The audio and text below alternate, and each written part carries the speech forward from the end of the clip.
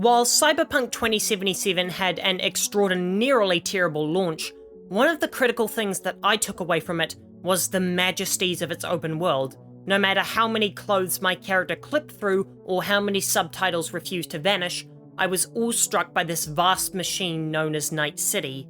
So many cities and games just feel like a linear grid of streets and buildings, and if they aren't like that, then they're too small to actually be considered cities. Even Grand Theft Auto, the undisputed king of open world cities, falls victim to these rigid design structures, with the whole world feeling flat with no elevation. But if you live in a city like I do, then you'll know that they're fascinating beasts with thousands of hidden alleys and tiny bits of elevation, weird intersections, and a crazy layout. It's never so uniform and orderly as video games make it out to be, and this is where Night City is different. It feels crammed with personality and atmosphere. Some roads connect in uneven places, and buildings that have no business being there are put in strange spots. Night City feels alive. It's just a shame that the city feels like a backdrop for the missions rather than a place I want to explore.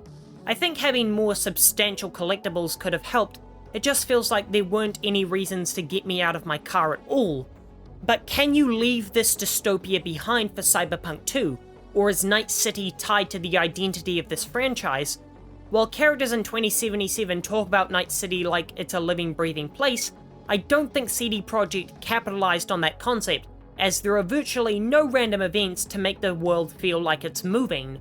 So is the right move to reuse and expand Night City for Cyberpunk Orion, or should we move on to a different city? Well, it's complicated, but there are compelling arguments for both. On the one hand, I did feel that CD Projekt never gave me enough of a reason to get out of my car and explore Night City and get familiar with all the little nooks and crannies it was hiding. They can achieve this by adding random in-game world events like Red Dead Redemption 2. If they combine that with their excellent player choice-driven writing, it would be a fantastic way to incentivize replayability as well as show their writing chops in a self-contained story. Of course, another reason to keep the old map is that the Cyberpunk RPG doesn't have any notable locations other than Night City, so they wouldn't be able to translate Pondsmith's fabulous world building into a new city, which could end up lessening the impact of the world. Though I guess they could just redesign Night City from the ground up and call it Seattle or something, but then you're not infusing any of the rich DNA that comes with adapting an actual world location. The final reason to keep the old map is that recent success stories like Tears of the Kingdom and Spider-Man 2 were able to get away with reusing their map. But that's still a flaw of those games, and besides, those worlds are fun to get around in, and both sequels add a ton more traversal options to make exploring the parts of the world you'd already been to a lot more fun. That's not to say that they couldn't do that for Cyberpunk Orion, but the movement is already so clunky in CD Projekt games that I wouldn't trust them to pull it off satisfactorily. So what are the benefits to switching to a different city? Well, you avoid the fan backlash of using the old town again, and you don't lose points with your review scores, and it would simply be a better game if we got to explore a new city.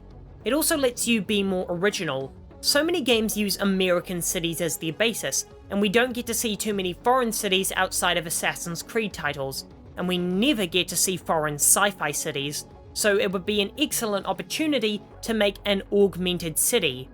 The one that comes to mind immediately is Tokyo, in a sort of taking the fight to Arasaka way. While exploring an Akira-like city would be cool, Neo-Tokyo is also something we've seen play out, and most cyberpunk settings take inspiration from Japan, so I'm sure there are cooler places you could go.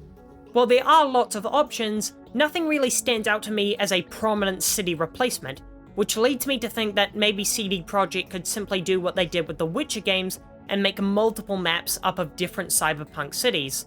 Of course, if they went this route, then it only makes sense to include the Night City that you already made, so it does go back to simply expanding the world map like Spider-Man and Tears of the Kingdom did, but this seems like the most feasible solution to their map dilemma. Night City was an incredible open world that wasn't given the room to breathe that it deserved, providing no reason for me to get out of my car and travel its many winding pathways, other than to simply immerse myself in the world, which for me personally isn't a motivation at all.